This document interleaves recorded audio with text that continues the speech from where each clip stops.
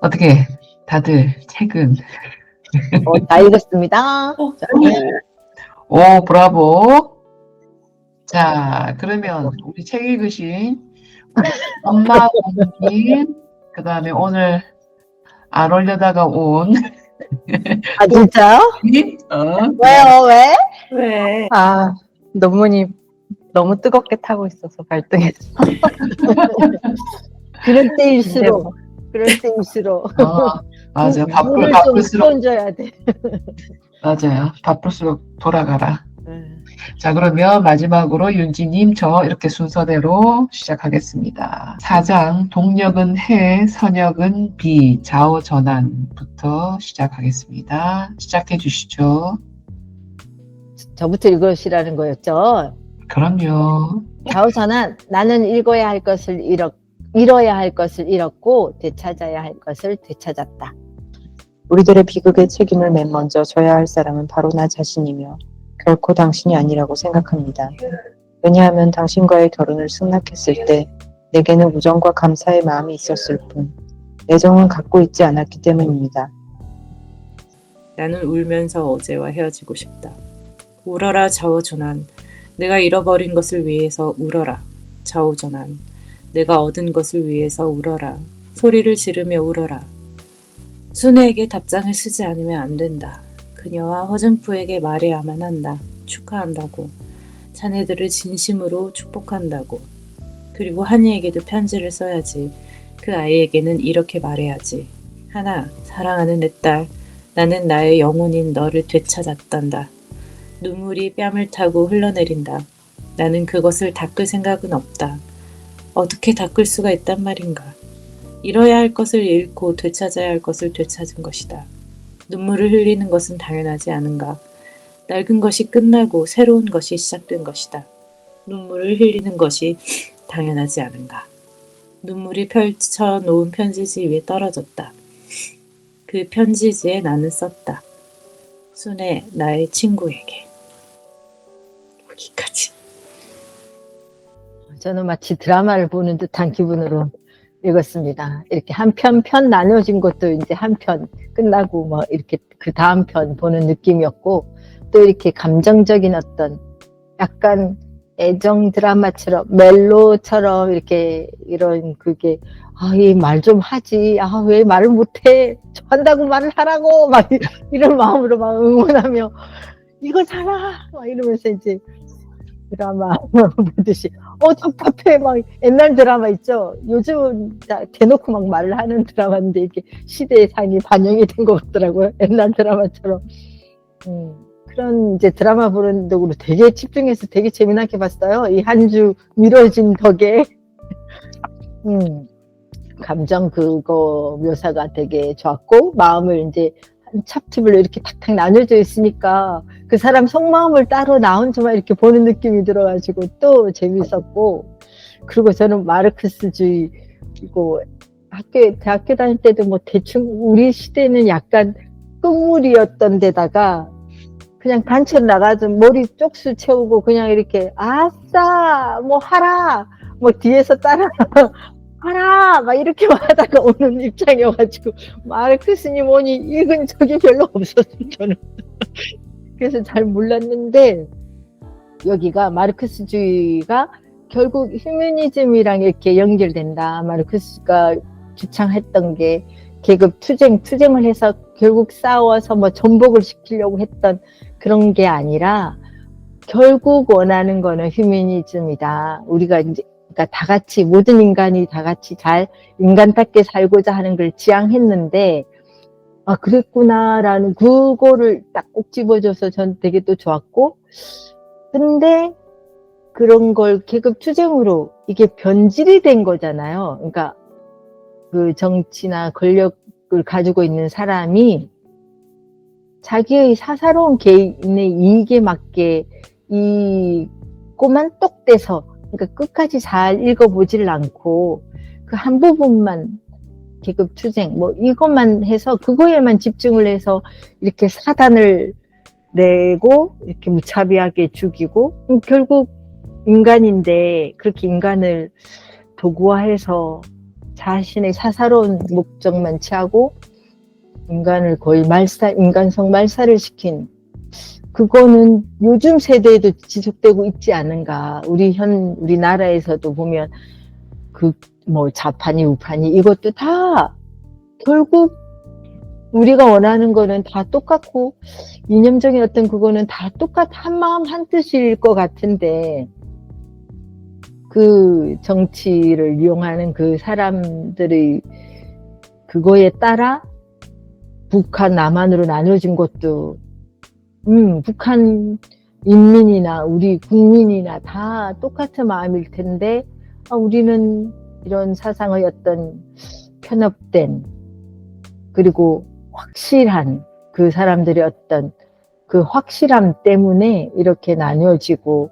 싸우고 있는 건 아닌가. 이 한 인간의 어떤 사사로운 그 욕심 이미 만들어낸 그게 아닌가. 그래서 또 그렇게 저는 몇 년 전부터 생각한 확신의 어떤 무서움. 뭔가 확신을 해서 결정하고 이끌어 나가고 한 그 확신의 어떤 날카로운 거 두려움. 그리고 여기 나오는 의심할 수 있는 용기. 모든 것에서 한 번씩 의심하면서 의심할 만큼 의심할 수 있는 용기. 그것만 한다면 인간성을 우리가 원하는 세상은 이루어지지 않을까? 이 확신이 만들어낸 확신과 이 편협이 만들어낸 이런 아픈 과거 이런 것들 이렇게 횡설수설 막 생각이 듭니다. 됐습니다. 좀만 더 확신해야 되겠다. 나는 좀만 더 확신하고 좀 자주 의심하고 좀 자주 머뭇거리고 이 징후와 순에 막 답답해하지 않고 결국 이렇게 조금 더 의심 그래도 서로를 계속 생각하고 사랑하는 마음 이렇게 결국은 닿잖아요. 그 마음이 있으면 모르겠습니다. 그렇습니다. 예. 생각할 거리를 많이. 마음대로 행실수설. 예. 자, 바톤 받으시고 우리 서울. 여기가 생각보다 서울도 너무 조용해가지고 추운가요? 서울 날씨? 조금 온도가 내려가서 요즘 23, 4도 낮 최고 기온이 27도일 때도 있고 아직까지는. 근데 위에 사람들이 저까지 한 6명 있었는데 갑자기 다 너무 조용하게 앉아 있어가지고 말을 하면 너무 튈 것 같아가지고 내려왔습니다.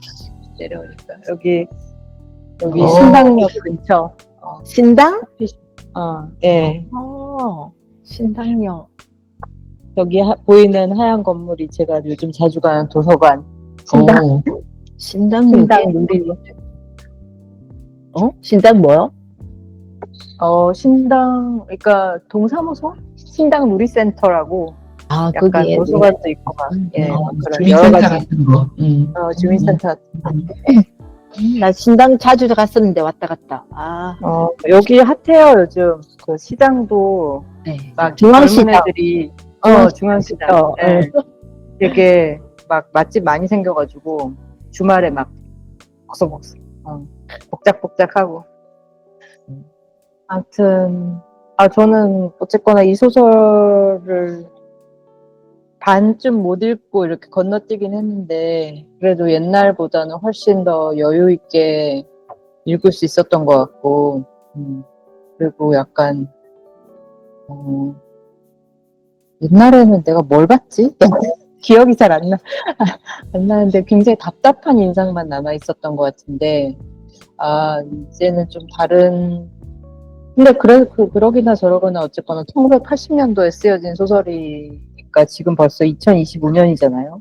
5년 있으면은 반세기 전의 소설이니까 이게 온도가 좀 다를 수밖에 없겠구나 하는 생각은 들면서도 또 이렇게 쓰고 나서 또 당에 모진 비판을 받고 막 하여튼 그랬다는 걸 들으면 또 이것도 웬간한 용기가 아니었으면 할 수 없는 일이겠구나 그런 생각도 들고 그리고 사실 이 소설을 처음 읽었을 때만 해도 그 화자가 계속 바뀌는 게 되게 적응이 안 됐었어요. 음, 제가 그때는 그 글을 읽고 막 이런 게 짧았어가지고 뭐 화자가 왜 바뀌어? 헷갈리게 막 이런 거 있잖아요. 한 사람이 좀 얘기해주지 막 그런 구조였었는데 이제는 좀 그런 것도 심지어 소설가도 나오잖아요. 그것도 약간 좀 깨고 그러면 이거 이거 소설가가 쓴 거야?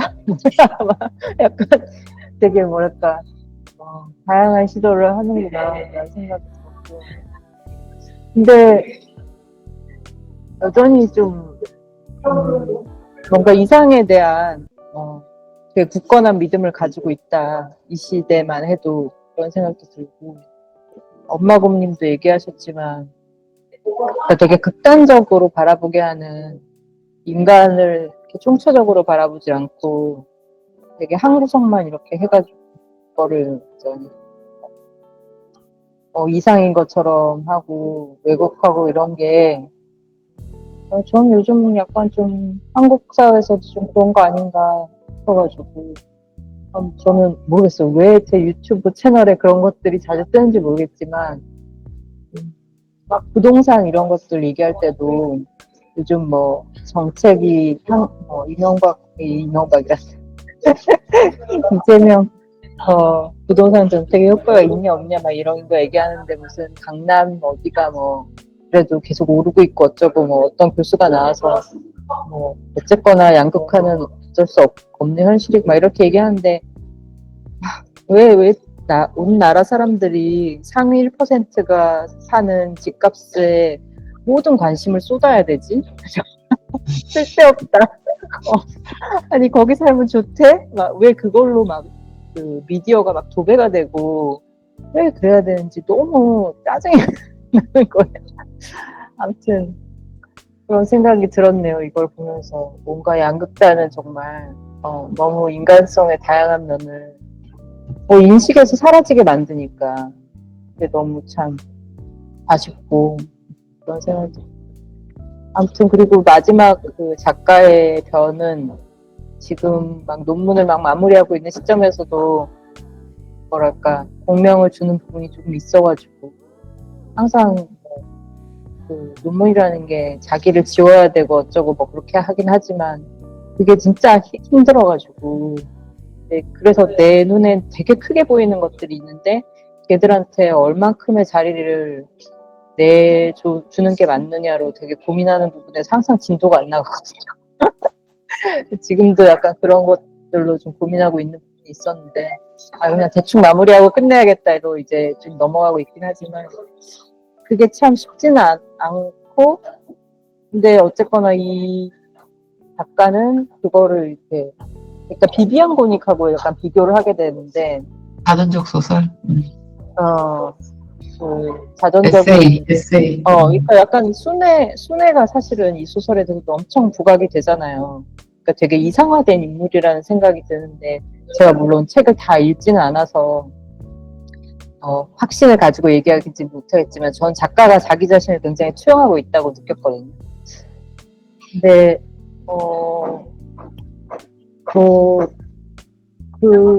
하여튼 모르겠어. 무슨 얘기를 제가 하고 싶은 건지 모르겠지만 그래도 어쨌거나 되게 뭐랄까 치열하게 그게 아닐까요? 자신을 지워야 된다는 그 생각에 논문을 쓰고 있었지만 이 소설을 통해 가지고 거기에 대해서 공명을 얻었다는 부분과 연결해서 얘기하고 싶었던 게 아닐까? 아니요, 아닌가요? 그거는 접었어요. 그건 접었어? 그건 접었는데 이제는 마무리하고 그거 별로 중요하지 않다. 나는 지금 논문 이후의 삶이 중요하다. 이걸로 빨리 넘어갔기 쓰고 때문에, 끝내자. 빠른 포기? 접었는데. 너무 빠른 포기? 아니 빠른 폭이 지금 한 달 안에 내야 돼. 빨리 마무리해야 돼. 근데 모르겠어요. 그러니까 저는 그 작가의 치열함도 보이고 하지만 작가가 어쩔 수 없이 이상한 부분도 보이고 이런 느낌이거든요. 그러니까 그래 어쨌거나 치열함 속에 나온 그런 두드러짐이구나. 그냥 그걸로 이해를 하고 넘어가겠습니다. 여기까지. 네, 여기까지. 자, 오스트리아 넘어갑니다. 린. 저도 그 소설을 다 안 읽고 와서 중간에 항뭉탱이가 사라졌지만, 너무 마지막 장에 이렇게 휘몰아치듯이 와서 저는 계속 왜 또 눈물이 나오지? 근데 그 마지막 장면이 뭔가 그 카타르시스를 느끼게 해주는 그런 뭔가 그 해방되는 그 느낌을 갖게 해줬는데, 생각을 해보니 제가 아마 한 몇 주 전에 저희 첫 시간에 이야기를 했던 게 그 시대적인 거와 그 시대적인 상황과 개인의 어떤 역사가 얼마나 거기에 그 영향을 받지 않고 자유로울 수 있는가, 이런 생각을 많이 했었던 것 같아요, 이 책을 읽으면서. 근데 그거를 벗어나서 순애가 자기의 어떤 상황을 시대적인 어떤 한 부분으로 보지 않고, 아니면 어떤 그 사회적인 역할로서 보지 않고, 엄마나 아니면 그 당의 어떤 간부였잖아요. 그거나 뭐 아내로서 이런 거를 떠나서 자기 이렇게 성찰을 하고 거기에서 자유로워지는 그런 감정을 읽을 수가 있었는데, 마지막 편지에서 그게 되게 감동이었던 것 같아요. 그러니까 결국은 자기 자신을 사회나 아니면 시대적이든 사회적이든 아니면 어떤 그 지위로서의 자신을 이렇게 바라보지 않고 나 자신 그대로 바라보고 거기에서 자기에게 뭔가 자기를 이해하는 그런 과정을 거친 게 되게 감동이었던 것 같아요. 이런 게 인간인 게 아닌가, 이런 게 우리가 살아가는 게 아닌가. 물론 그 환경으로부터 자유로울 수는 없지만 결국은 우리가 우리를 그 환경에서 자유로운 채로 나를 바라봐 줘야 이게 자유로워지는 게 아닌가, 이런 생각을 해서 그런지 되게 잘했다 싶으면서도 그 편지 자체가 이 작가가 자기에게 쓰는 어떤 위안이 아닌가, 이런 생각도 해요. 자기가 결국은 자기를 그렇게 돌보고 인정해주지 않으면 사실 치유가 되지 않는 거잖아요. 그래서 좀 전에 희원 언니가 약간 이 책이 이제 작가가 약간 추앙하는 이런 것도 있다, 이런 것도 느껴지신다고 했는데, 저도 약간 그런 느낌을 받았는데, 그거 자체가 작가가 자기한테 주는 선물이 아닌가, 그런 생각도 약간은 들었습니다. 그래서 마지막 편지가 너무 멋졌어요. 그러니까 그 전환한테 쓰는 편지기는 하지만 자기 자신을 뭔가 용서하고 손을 잡는 그런 느낌이 받아서 되게 왜 감동이 오지? 그래서 되게 한참 여운이 남았던 되게 멋진 책인 것 같아요. 그래서 이 가운데 부분 아직 못 읽었지만 다시 읽어봐야겠다. 너무 너무 멋지다. 그리고 번역도 너무 매끄러워서 진짜 좋은 것 같아요. 참 간만에 제가 되게 좋아하는 어떤 그런 거를 자꾸 담고 있는 것 같아서 좋은 책을 또 알려주셔서 꼬마님께 감사하고, 또 이 시대의 상을 제가 잘 몰랐거든요. 문화대혁명이랑. 근데 이 책 읽으면서 좀 찾아봤어요. 몇 개 좀 찾아보고 읽고, 그래서 이게 바로 옆 동네인데 너무 모르고 살았네, 이런 생각이 들어서, 네, 또 이렇게 보는 눈이 조금 더 밝아진 광명한 그런 느낌을 받았습니다. 너무 좋습니다. 끝. 저는 서주를 만나면서 막 아껴 읽으면서, 그리고 누군가 정말 끌어다가 같이 읽고 싶은 마음이 막 드는 어떤 기분, 혼자만 읽기엔 너무 아깝다 생각이 들었는데, 사람아 이거 읽고 나서도 같은 느낌이었어요. 이 글을 번역을 하신 분의 그 명성에 힘입어서 이 책을 꼭 읽어야지 계속 쟁여놨는데 너무 무거울 것 같아가지고 계속 버거워서 뒤로 좀 물려놓은 게 있었거든요. 근데 읽으면서 너무너무 좋았고, 저는 그 모든 인물들이 너무너무 다 사랑스러웠습니다. 나오는 인물들이 그 변해가고 그거를 겪고, 그 심지어 마지막에 좌우전환의 거기가, 저는 순애가 전환되는 과정들은 굉장히 많이 했지만 마지막에 그 좌우전환의 그 방점이 참 좋았어요. 잃어야 할 것은 잃었고 되찾아야 할 것을 되찾았구나라는 것에 되게 뭉클해가지고 이거를 탁 놓고 바로 얘기하면 울컥할 것 같아서 저도 바로 뒤에서 해설을 읽었던 건데 하여튼 본체를 같이 진짜 저도 그러니까 그 편지 읽으면서 계속 막 올라와가지고 혼났는데 그런 느낌이었어요.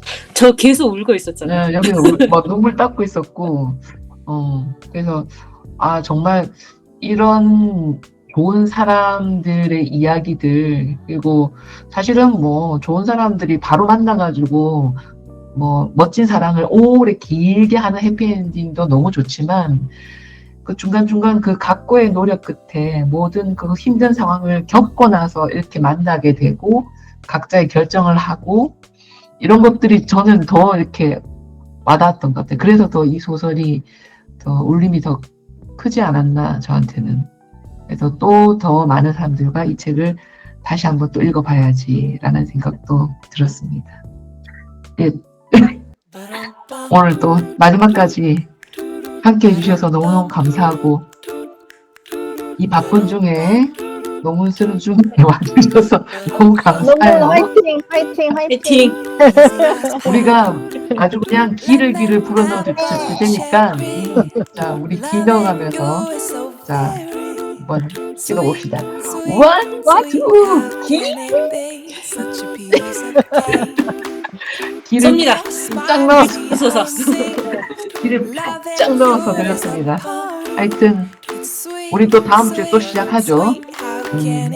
천하무적으로 만나 뵙겠습니다. 네. 감사합니다. 감사합니다. 네.